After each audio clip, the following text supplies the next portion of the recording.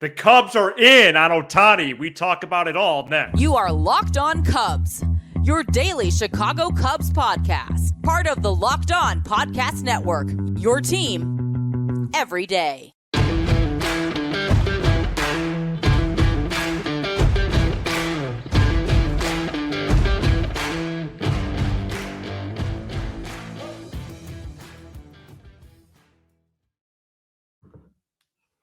You are Locked On Cubs, part of the Locked On Podcast Network, your team every day. Alongside Sam Olber, I'm Matt Cozy. Please support the show by following on your preferred audio platform, and you can watch, subscribe, and leave a comment on YouTube. Thanks so much for making us your first listen. Sam and I are lifelong fans, taking our passion into a discussion with you on all things Cubs. Today's episode is presented by Jace Medical. Empower yourself when you purchase a Jace case, providing you with a personal supply of 5 antibiotics that treat 50-plus infections. Get yours today at jacemedical.com. That's J-A-S-E medical.com.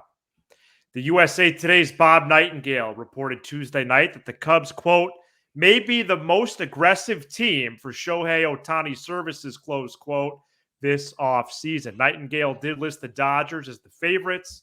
Ohtani, of course, as we know, is a superstar who hits and pitches at an elite level. Nice to know that not only the Cubs have interest, but are going to be aggressive. Sam, what do you think about this so far? Well, I think you got to take all the reports with a grain of salt, but I would expect the Cubs to be active in the Ohtani market. I said before, I said at the end of yesterday's show, right? There's 4 guys that I think the Cubs have on their big board, and they have to at least get one of them. That's Whoa. If you're listening on audio, excuse me a moment. Matthew has just sipped on a regular Coke. Don't taunt me like that. I used to have an addiction to Coca-Cola. You know that. You know I that knew well. I'd get you with that one. Yeah, wow. Just, easy on the caffeine. It's nighttime. Ohtani, Yamamoto, Soto, Alonso, we talked about it. I think it's important to note, Matt, that it's very unlikely that Shohei Ohtani pitches a significant amount of time in 2024, if at all, with his injury. And that's a part of it when you're trying to win now. Now, I'm not saying not to sign him. That would still be one of the greatest moments maybe, in the history of this franchise to land. Well, I would have I'm trying to plan with my admin at school. If they sign Ohtani between 8 and 3, I'm gone. Yeah, right. No. So let's break down the Ohtani thing. Let's officially do this, okay? Right. Which we first did actually last February. Right. So let's break it down, okay? From the Cubs' perspective, it's obvious. If you can get him, you get him. From Shohei's perspective, let's try and think for him for a second. I think there's one massive positive, maybe even 2 massive positives of why he would want to come here. Because at the end of the day, he's the type of player, he's going to go where he wants. He wants to go to the Mets, going to go, unless he wanted to go to Tampa or somebody that couldn't afford him, and I don't think that's the case. Here's why he would come here, okay? Number 1, he wants to win, right? And the Cubs, if he comes here, are going to be one of the favorites in the National League to go to the World Series. I mean, he's that type of player. If they get a guy like Shohei Ohtani, and then you'd have to imagine they're not going to stop there, right? Mm-hmm. Second thing, right? Shohei Ohtani was undermarketed for a lot of his career. And I know he played in a big city, but he played in a big city's little brother. It was right. Like he played for the White Sox, or, he was an Angel. And with all due respect to the city of LA, and it's a great Dodger town, it's not a baseball town. It's a Lakers town, right? It's a basketball town, right? And I understand Chicago is more of a football town, but when the Cubs are good, it's a Cubs town. And Chicago is a city that knows how to treat all-time great players. It's the one positive. It's the one experience they have a lot with. See the basketball team in the 90s or the football team in the 80s. There's a couple pretty good players that played for those teams. Mm-hmm. You can become an icon. You can become a legend in Chicago very, very quickly. See David Ross, for example, who really didn't have to do that much. Like, imagine the treatment Shohei Ohtani would get if he had multiple MVP seasons and won a world championship here. You are forever a legend. Your legacy is secured. You are, 60, 70, 80, 90 years from now the name Shohei Ohtani will always ring in Chicago. Those are two huge positives and two huge reasons you come. Big baseball city, Wrigley Field, bright lights, legacy, all that stuff, winning. Here's the problem. It's in the middle of the country. The weather stinks. And you can't ignore that. And there's a much larger Japanese population in the West Coast, right? Like I think ideally, if he had to pick a team, he'd like to be out west for the weather and the culture and things like that. And I think so. You just have to acknowledge that is a real hiccup in this point, because I don't really think, Matt, and I'm sorry I'm going long. I'll toss it to you for in a second. I don't really think it makes much sense from our perspective to talk about the Cubs part of it. Like if they can get Ohtani, they're going to get him. if he wants as a baseball fit. Yeah, as a baseball fit. Now, listen, if he says I want to come to Wrigley, give me $650 million, okay, fine. But if it's something that's in the ballpark between 4 and 5, considering the fact that he can't pitch in 2024 and Chicago's on the top of his list, the Cubs will make that happen. But the big hurdle is where does he end up going? And I think it's possible. I just think the geography part of it's a real thing. I'm stoked about this. I love all the points you brought up, but saying that they were a part of the list is one thing, and we've had a theory about that going back to last winter. I watched the first segment of our episode from this past February where we said it's a real possibility, and that's been confirmed in recent weeks. But to drop a report about most aggressive, to put that type of adjective on it, that type of tag on aggressive, that's big time news to me. And even from a generating interest perspective, I am excited. I believe that helps to build goodwill for your organization. The Cubs know what's going on right now. I just saw a clip. I mean, my dad's texted me during the show quotes from Carter Hawkins. And I get it. We've talked about, what these people in position say. Does it really matter? Okay. But the Cubs know they have momentum because, Sam, you forgot one name on your list. Craig Counsell. Right. They have all the momentum in the sport. Yeah. Not the NL Central, not the NL, Major League Baseball, fam. Best manager on the market, check. Best free agent on the market, we're going to be the most aggressive. If that actually happens, and of course, we're not going to know the minutia of the pursuit. Wow. Okay, we're not going to know the details, right? No, I didn't know what that meant. Yeah. But Jed Hoyer is going to. And if he is aggressive, I appreciate that. Now, you have said in the past, we have said in the past, well, it's one thing to go after a player, but you actually seal the deal. But for the purpose of this player at this moment in time, if that is the plan, I do appreciate that. You went over market size, you went over Wrigley, you went over a team on the rise. But I really think this Hoyer-Counsell combo with an emphasis on Counsell really does matter right now. What about any influence from Seiya, Sam? Do you buy into that at all, or is that just coach speak? I think it's one of those things. Excuse me.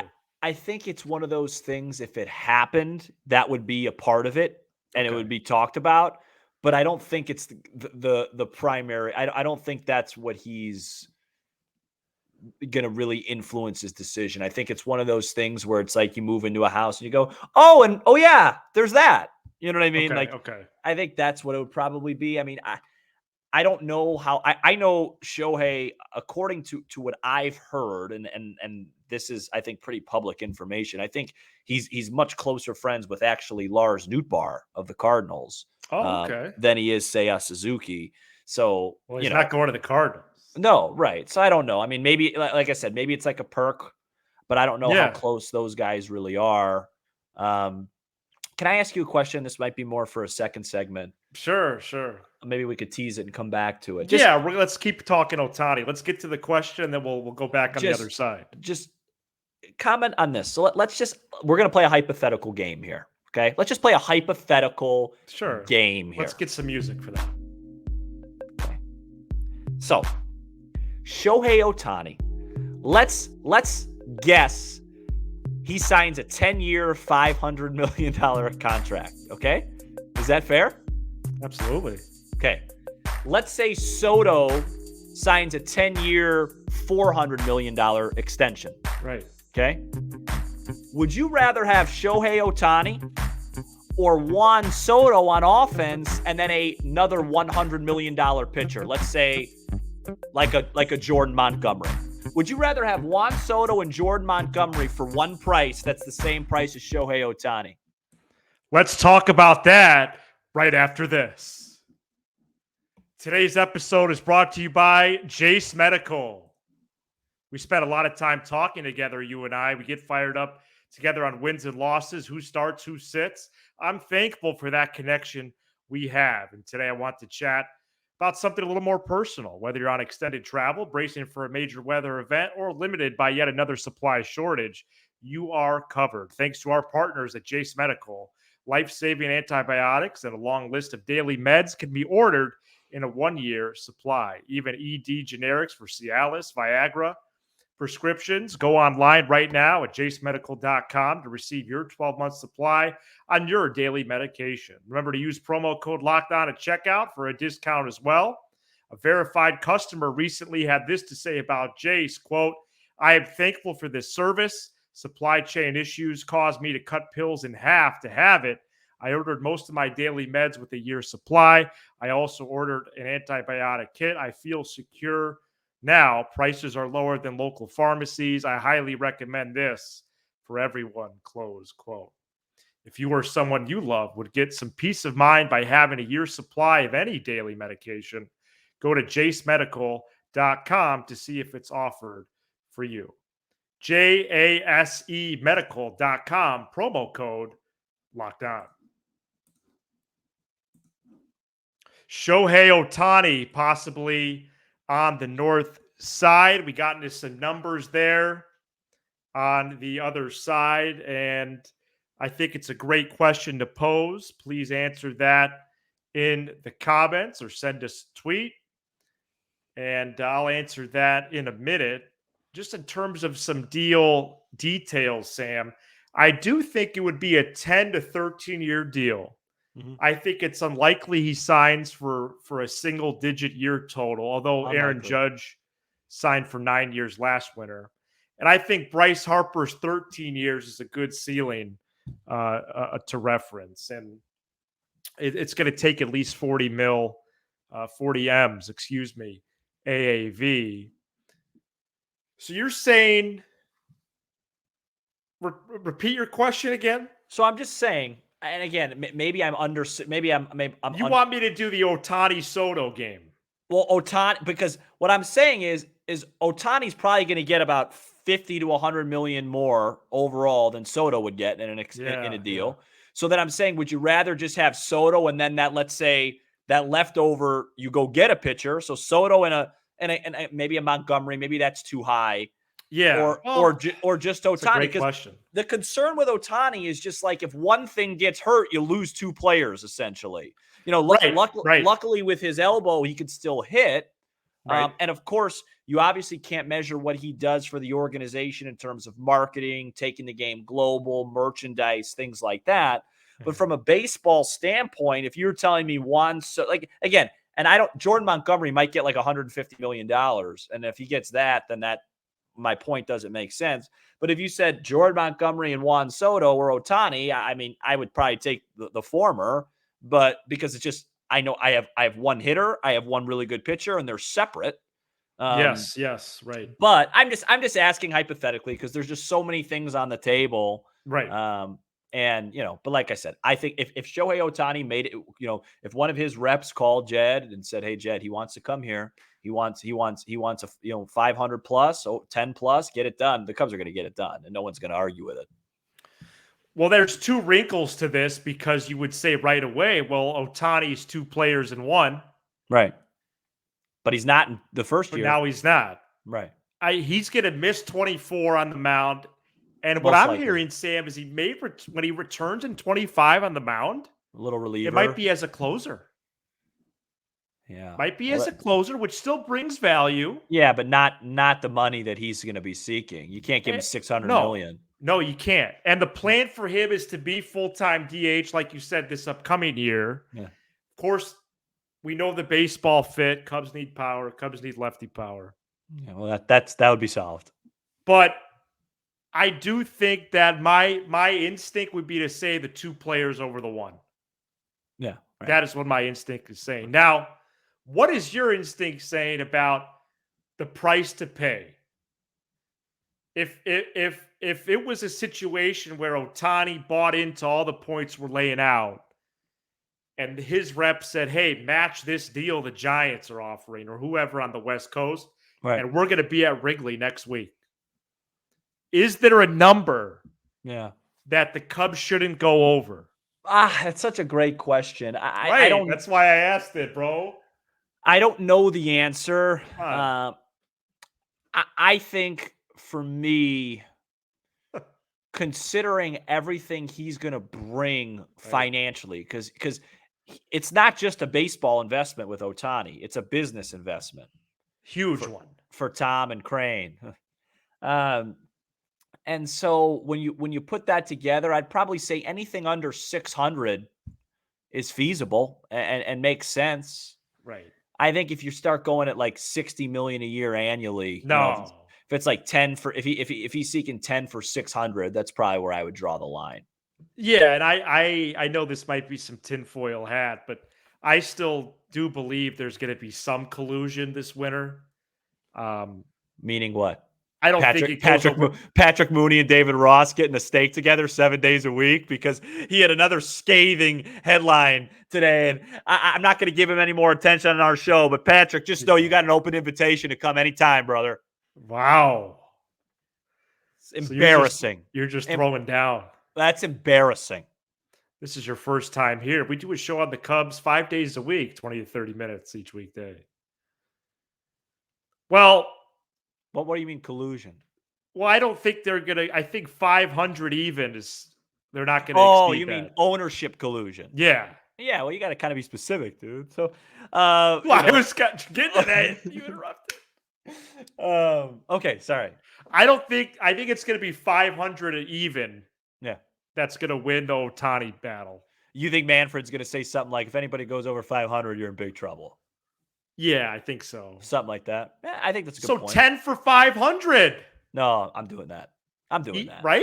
There's NBA guys making, Jokic is going to be making 60 million in a couple years. Really? I'm sure as heck going to give Ohtani 50 million a year. I mean, that'll be made up for in 2-3 years with the traffic around the ballpark. Crumble cook, you have a line out the door. That's right. And the other wrinkle to this is that he considered the Cubs the first time around. No, it's a great point. They were on the short list before he signed with the Angels, and there's only a litany of reasons why he should be here now. Including over the last couple days. So, yeah, no, it's no secret that he was very much interested in joining the Cubs last time around, and so obviously there's something about the city that he likes, and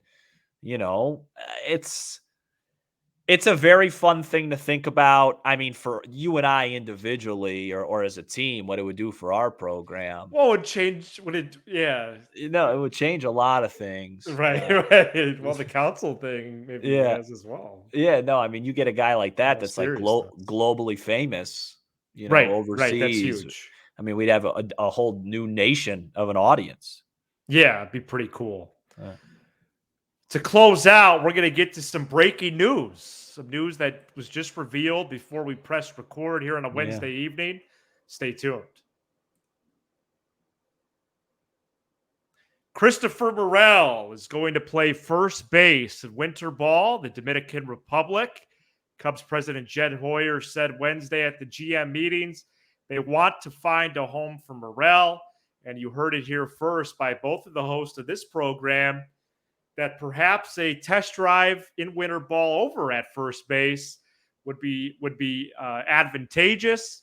And sure enough, Sam, Morel is going to play first when he arrives in the Dominican next week. Yeah, I think Christopher Morel is very likely to be traded this offseason. So talking about his 2024 prospects is interesting, but I do think that this is the right move. I just think the Cubs are in such a win now mode starting in 2024. Yeah. And they take defense so seriously to just throw him out there and say, hey, let's see if he can figure out third. I just haven't seen it. He clearly struggles with it. Yeah, I just haven't seen it. And second base is a lot more, I think, likely. And I saw somebody tweet out that like there's teams lining up for him to play second. Second base is taken on this club.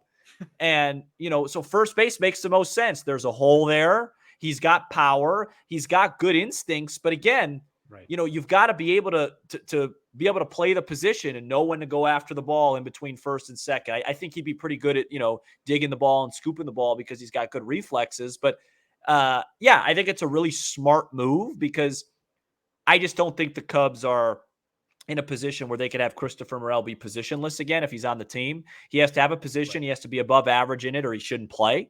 And first base makes the most sense. I mean, where else could he? I just think third base, when you have a Gold Glove shortstop and a Gold Glove second baseman, like clearly that's a huge strength of your team. And now you're going to have just a project at third base that just kind of ruins the strength of the other two guys. I think it's too risky. Yeah, I agree. So, I think they're telling you that as well.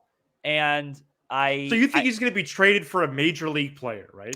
I just think all the little bit of noise that we've heard with Alonso or Soto, I just don't see how Christopher Morel wouldn't be a part of those deals, right? Like the Padres want Correct. A cheap major leaguer that's young and has upside. Well, there's one of them, right? Like totally. I just think he's really good. And it's no disrespect to him, but like the Cubs have some pretty good right-handed bats. They have some pop, and he can't play a position. So it's one of those things that make a lot of sense. It wouldn't be popular.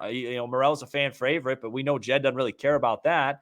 But I do think if you don't trade him, grooming him for first base right now is absolutely the right decision. And again, I fully support it. And it just, again, is just another sign that this team is really looking at 24 seriously. They don't want to waste anything there. Who knows? Council could have already put in a call, dude. He could have said, hey, I know I haven't been introduced yet, but Morel's not touching third on my club. You never know. He's at winter ball. Get him some reps at first. Let's go. Totally. Who knows? And I'm excited for his intro presser. I'm here at Monday or Tuesday next week. Oh, it's going to be must see. So, very exciting. And we're going to keep it locked on all things Cubs here for Friday, Sam. What are we thinking? Cody Bellinger contract projections? Sure. And some other possible targets as well. Can we talk about Council? And we've talked about him a lot. Yeah, absolutely we can. I'm gonna get a short sleeve hoodie. We can. Oh, absolutely. Whatever he's wearing. Yeah. Once it starts to warm up. Right. I'll be purchasing that. And he won't. I have to say that he's not going to be worried about coffee or seeds and stuff. Thank you so much for checking out this edition of Locked On Cubs. You give us 20 to 30 minutes and we'll give you all things Cubs. No gestures at former players. Be sure to hit subscribe on YouTube as we make the push to 7,000 subs. Winning only. Smash the like button to support us. And shout out to the audio peeps on Apple, Spotify, Sirius XM, and more. Sometimes I wonder if this is your first time here. Like, what do people think of the show? Well, please comment if you're an everyday. If it's your first time here, you're probably not a fan, and that's okay. Go Cubs. Comment if you're an everyday, or comment. Be the first comment. Let us know you're first. He's Sam Olber. I'm Matt Cozy. This is Locked On Cubs. Go Cubbies.